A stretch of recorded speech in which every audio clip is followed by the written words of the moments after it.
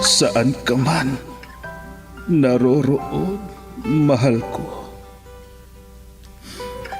Mananatili kang buhay sa aking puso. Ramdam kita sa bawat sandali. Dahil buhay na buhay ka sa himig ng pag-ibig.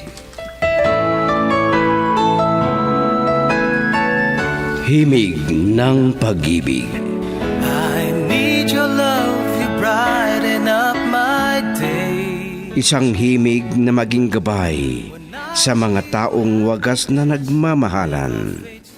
Duyan ng malabahagharing pag-ibig na hihili sa puso at pakiramdam. Himig ng pag-ibig. Isang dula na kung saan iikot ang iba't ibang kwento na inyong mapapakinggan mula Lunes hanggang Sabado. Sa pluma at direksyon ni Luvimin Aquino. Dito sa Lovelet Artist and Talent Center Drama Productions, handog sa inyo ng #1 and most trusted radio network in the country, Bumbo Radio Philippines. Basta Radio. Bumbo.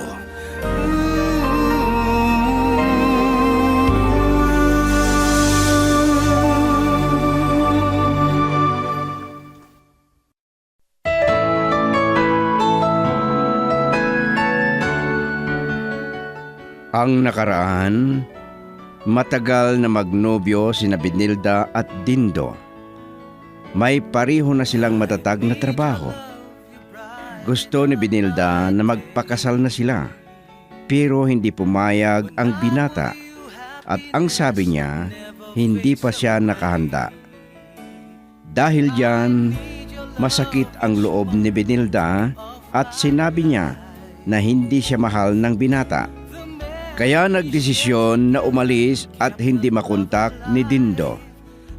At ngayon, sa pagpapatuloy ng isang linggong kasaysayan na pinamagatang Malayo Ka Man sa Piling Ko. Dito sa ating dula, Himig ng Pag-ibig. No one can take your place deep within, forever in my heart. Nag-usap kami, Papa.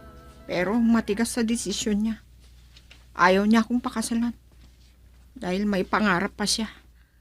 Ano? Sige, Papa. Uuwi ako.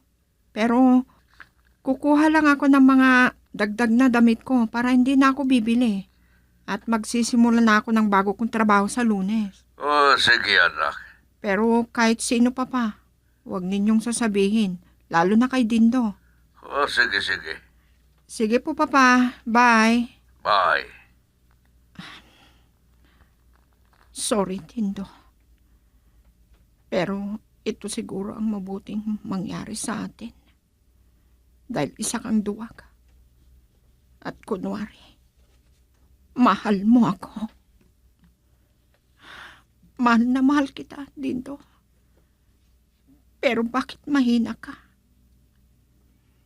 Bakit hindi mo panindigan ang pangako mo sa akin?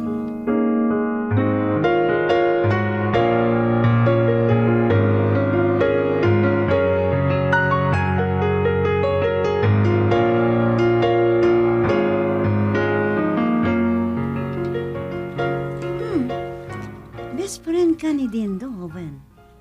Kaya, ikaw na ang nagparating sa kanya ng usapan namin ni Benilda. Ha? Ano bang pinag-usapan niyo ng kaibigan mo? Makipaghiwalay na raw siya kay Dindo. At makipag-asawa sa iba. Ano? Oo. Makipag-asawa sa lalaking nakahandang pakasalan siya. Alam mo, Prima, malaki ang paninisi ko sa aking kaibigan. Dahil naging duwag sa tungkulin bilang ulo ng pamilya. Kaya hindi pumayag na pakasalan si Benilda. Totoo yan. At kung totoo na maghanap si Benilda ng lalaking magpapakasal sa kanya, ay wala tayong magagawa niyan. Pero gawin natin ang lahat para hindi masira ang matagal na relasyon nila. Sige, subukan ko uli na kausapin si Benilda. At kausapin mo rin si Dindo. O sige, ganyan na lang ang gawin natin.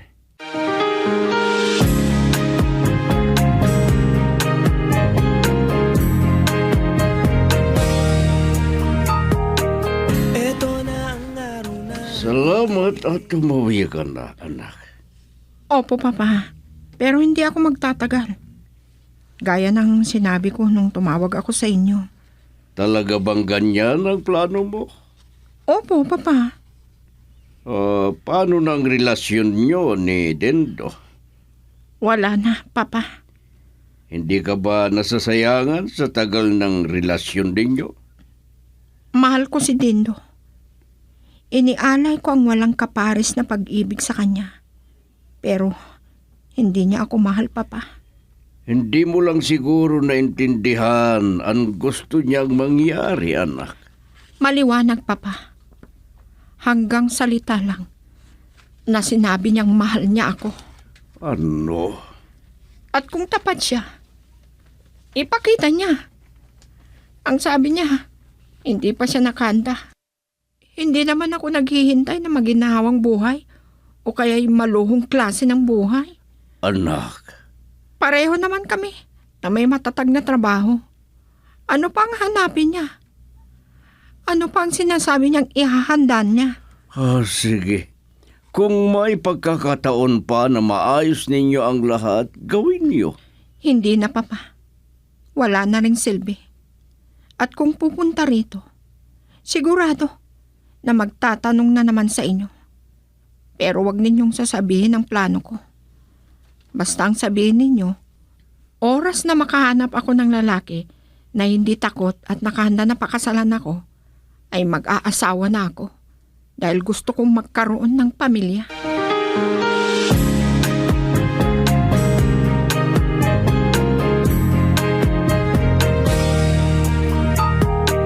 Ito na ang araw na Mismong nakausap ko si Prima. Alam niya kaya ang address ni Benilda doon sa lungsod ng Baguio? Hindi daw niya alam. Ang bagong cellphone number niya. Hindi ko makontak yung isang number niya. Ay, hindi ko na natanong. Paano? Paano ko makontak at makausap, pare? May silbi pa kaya ang pag-uusap ninyo? Kung wala ka ring plano na gawin ang gusto niya? O Ben, Sinabi ko na sa iyo noon, ano pa ba ang paghahanda na gusto mong mangyari para magpakasal kayo ni Benilda? natakot ako. Ano? Hindi pa nga ako handa. Ay, nakakasawang pakinggan ang sinasabi mo. Ano pang paghahanda ang gusto mo kasi? Girl, I need you. I need your love.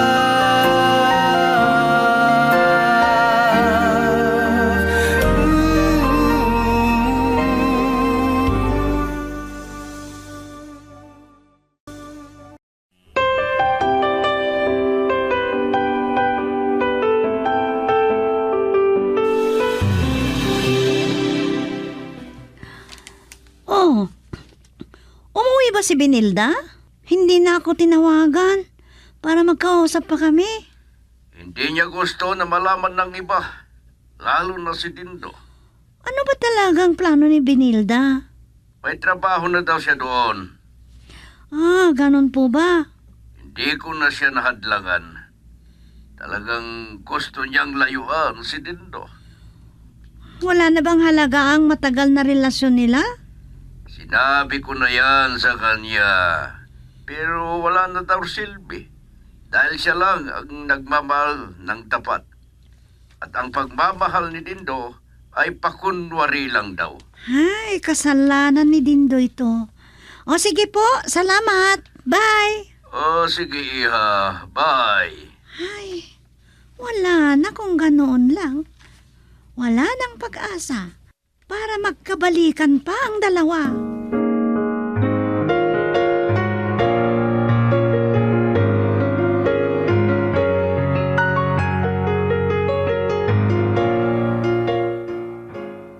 Saan ka pupunta, iho? Gabi na. Pupunta ako doon sa bahay ni na Binilda, Mama. Para ano pa? At ang sabi mo ay umalis na. May gusto lang akong itanong sa papa niya, Mama. Pero ilang buwan na noong umalis. Hindi kaya niya pinutol ang relasyon ninyo? Yun na nga ang sinabi niya, Mama, nung nagkausap kami sa cellphone. Oh, yun naman pala. Pero gusto ko siyang makausap ng personal. At kailangan ko na sundan doon sa Baguio. Iho, hindi ka kaya nagsasayang lang ng panahon? Hindi, Mama. Alam ko, nagtampo lang si Binilda. Gusto lang niya akong gantihan. Di ba sinabi mo sa akin na sinabi ng kaibigan niya na may bago na siyang trabaho? At doon na sa Baguio siya? Ganun na nga po, Mama. Kung ganoon, hindi mo na maibabalik ang loob niya, iho. Basta, kakausapin ko siyang mabuti, Mama. At ang gusto ko, sa personal kami mag-usap.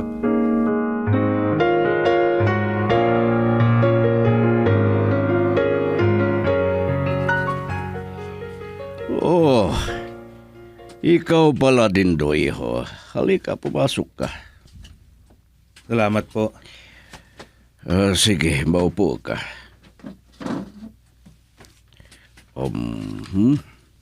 Ano bang may paglilingkod ko sa iyo? Oo nga pala. Sandali at magpapatimpla ako ng kape. Hindi na po. Salamat na lang. Sige. Ikaw ang bahala, pero ano bang kailangan mo? Ilang buwan nang wala si Binilda. At mula nang huli naming pag-uusap noon, na umalis siya, hindi na naulit na nag-uusap kami. Ganun ba? Hindi ko po matawagan. Hindi ko gusto ang magsinungaling o ayaw kong magsinungaling. Umuwi noon para kumuha lang ng mga kagamitan niya at kailangan niya.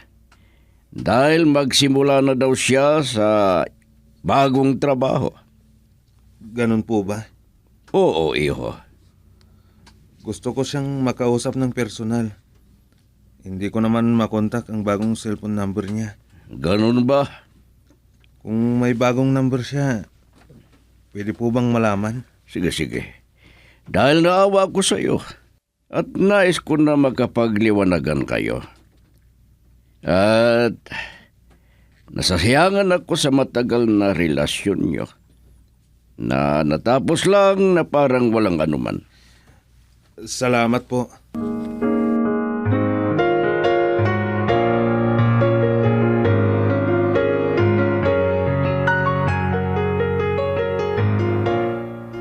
Cannot be reached naman po. Bakit naman? Yan ang binigay niya sa akin na number. At nakausap ko noong mga nakaraang araw. Bakit kaya? Ay, hindi na po bale. Kahit address na lang sana. Ikinalulungkot ko, iho. Pero hindi ko alam. Ano po? Yan ang hindi niya naibigay sa akin. At hindi niya sinabi. At yung opisina na kinaroroonan niya, Ganyan din. Ikinalulungkot ko. Pero hindi niya sinabi.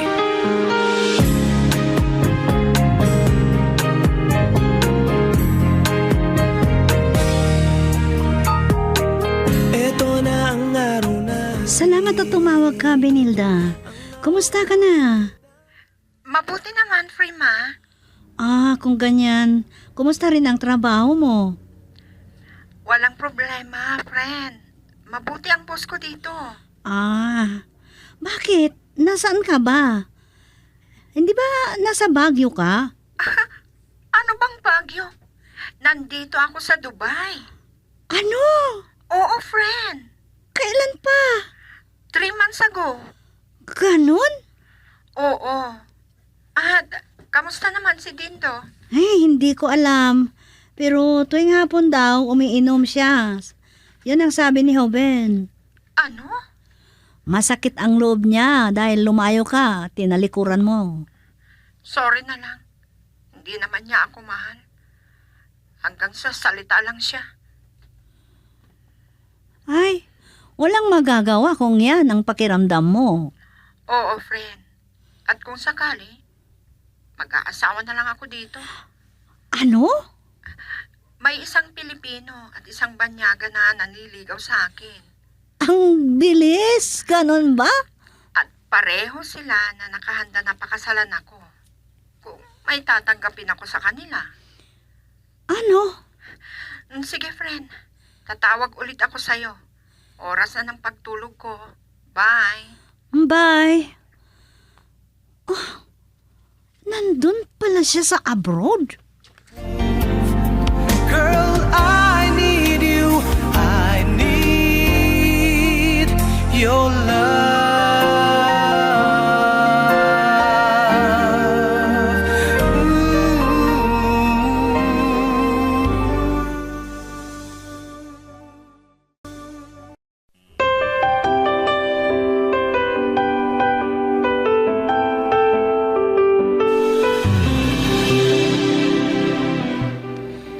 Ganyan ang itinawag ni Prima sa akin. At yun daw ang sinabi ni Binilda sa kanya. Si Binilda, nandun sa Dubai? Oo raw. Bakit ginawa ni Binilda sa akin to, Hoben? Siya ba ang may kasalanan at sinisisi mo? Kung bakit nagawa niya ito? Oo, Huwag mo siyang sisihin. Walang ibang sisihin kundi ikaw. bakit hindi niya ako maintindihan? Naintindihan ka rin niya. Kaya lang, kulang daw ang pagmamahal mo sa kanya. Hindi totoo yan. Mahal na mahal ko si Binilda. Ang sabi mo, pero sa kanya, hanggang salita ka lang. Yan lang ang dahilan. Kaya nilayuan niya ako. At hiniwalayan ako. Anong magagawa mo ngayon? Nasa malayo na siya. At hindi imposible ang sinabi niya kay Prima na kung makahanap siya ng tapat na magmahal sa kanya at nakahandang pakasalan siya, ay makikipag-asawa na doon. Hindi ko matatanggap yan, Hoben. Ay nako, Dindo. Dapat lang natanggapin mo. Dahil pinayagan mo na mawala ang babae na sabi mo ay mahal na mahal mo. Ikaw kasi duwag ka. O bakit ginabi ka ng umuwi? At nakainom ka pa? Unti lang, Mama. Kunti ka mo pero hindi naman tuwid ang paglakad mo, iho. Okay lang ako, Mama. Huwag kayong mag-alala. Kung problema mo o kaya ay masakit ang loob mo sa paglayo sa iyo ni Binilda, hindi yan makukuha sa paglalasing mo. Ang makukuha mo dyan ay sakit. Kung mawawala sa akin si Binilda, Mama, wala na rin silbi ang buhay ko. Lasing ka lang. Ikaw naman ang may kasalanan. Kung bakit nagkaganyan ang relasyon niyo, iho. Mama, O sige, matulog ka na. Dahil may trabaho ka pa bukas.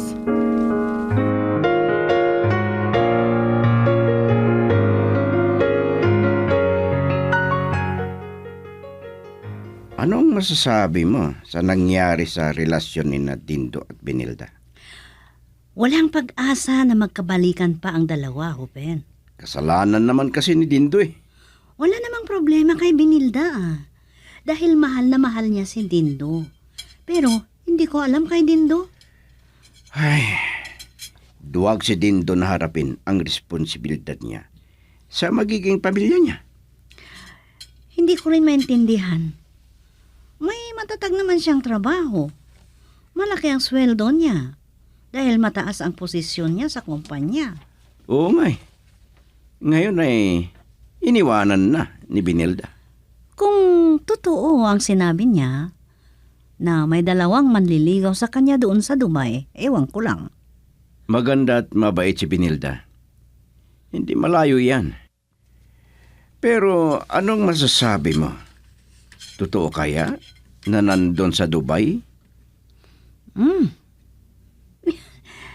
Hindi ka naniniwala na nag-abroad si Benilda? Kung kailan lang pumunta daw sa Baguio. Oo. Pero kung may nakahanda na employer niya doon, hindi imposible yan. O kaya hindi na naman sa Baguio ang pinuntahan niya, kundi nag-apply para sa abroad noon. Ay, nandyan na lahat yan. Kung ano man ang totoo, siya lang may nakakalam. Ay, si Mang Dalmas kaya. Ang ama ni Binilda ang ibig kong sabihin. Ano kaya kung magtanong tayo sa kanya?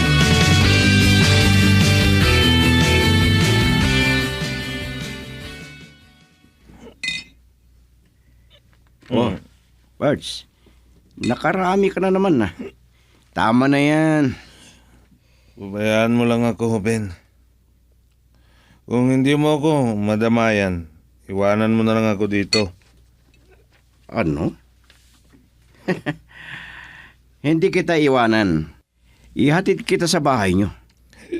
Hindi na. Uwi na lang ako. May sasakyan naman ako.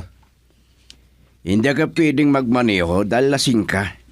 Baka maksidente ka pa. Di mabuti. Para maubos ang lahat ng ito. Ay, nako. Lasing ka lang.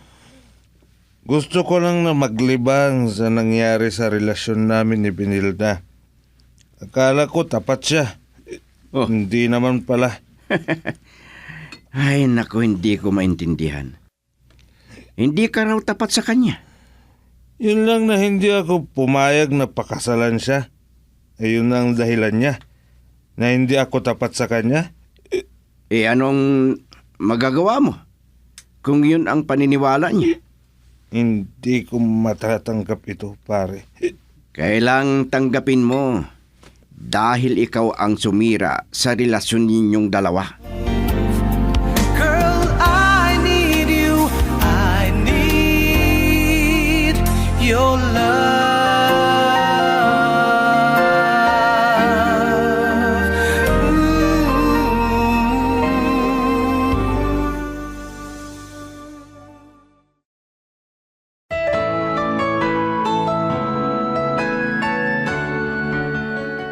Ano pa ang susunod na mangyayari?